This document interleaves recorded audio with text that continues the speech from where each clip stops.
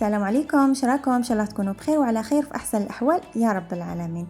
اليوم جبت لكم وصفه تاع العسيله المنزليه اللي راح توفر عليكم المصروف وما تزيدوش كاع تشروها من المحلات وتعسلوا بها كل الحلويات اللي راح تخدموهم في شهر رمضان الفاضل.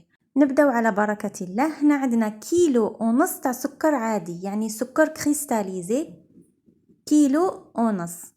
نزيدوا له 3 كيسان تاع الماء، هذا الكاس اللي كيلت به تاع ام وليد اللي عندكم كامل في دياركم، نديروا به 3 كيسان ماء. ونزيدوا 3 غرامات تاع الشب، يعني قد الحبه تاع الحمص كيما راكم تشوفوا فيها. ومن بعد نحركوا الخليط تاعنا مليح مليح حتى يذوب السكر، ونشعلوا عليه النار، نديروه ابتيف، ما نخلوش نار تكون قويه هكذا باش ما يتحرقناش السكر وما يطيبش. هنا نديروا طرونش تاع القارص، اللي يحبوا القارص يزيدوه اختياري. نخلوه يغلي معنا هكذا لمده 20 دقيقه، ما نزيدولوش فوق 20 دقيقه باسكو اللون تاعو يولي على كحل ويجيكم عاقد بزاف. انا هنايا خليته 20 دقيقه باش جاني هكذا، ومن بعد نطفو عليه. انا في هاد المرحله طفيت عليه خليته حتى برد، من بعد زاد عقد، يعني ديروا حسابكم باللي كي يبرد راح يزيد يعقد معاكم. شوفوا كيفاش دجاجه هايل هايل هايل، يعني خير من اللي مشري برا وما فيهش مواد حافظه، تستعملوه كيما تحبوا.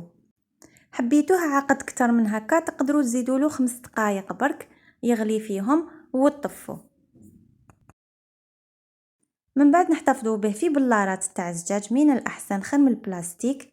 ان شاء الله تكون عجبتكم الوصفه تاع العسيله المنزليه، جربوها وادعوا لي دعاوي الخير، وتبعوا مليح طريقه التحضير هكذا باش تنجح لكم.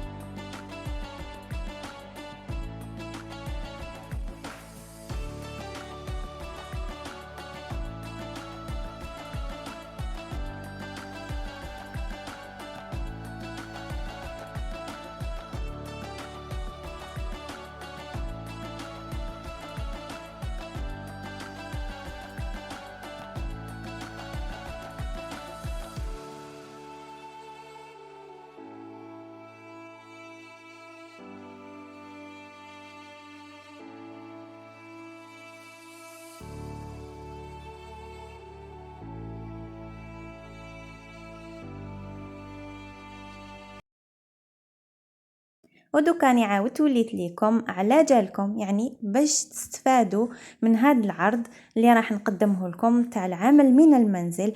اللي حابه يكون عندها مدخول شهري ولا تكون مرتاحه ماديا وحابه تخدم وعندها عائله تاعها ما تقدرش تفرط فيها، تقدر تخدم من المنزل بالبورطابل تاعها والانترنت وهي افراتها. صدقوني المنتجات تاع هاد الشركه هايله هايله هايله، من اروع ما يكون، يعني ديروهم وعينيكم مغمضين. منتجاتها من الطبيعه. انا حنخلي لكم الرابط في صندوق الوصف، رابط الواتساب اللي حبت تنضم لينا في المجموعه تاعنا.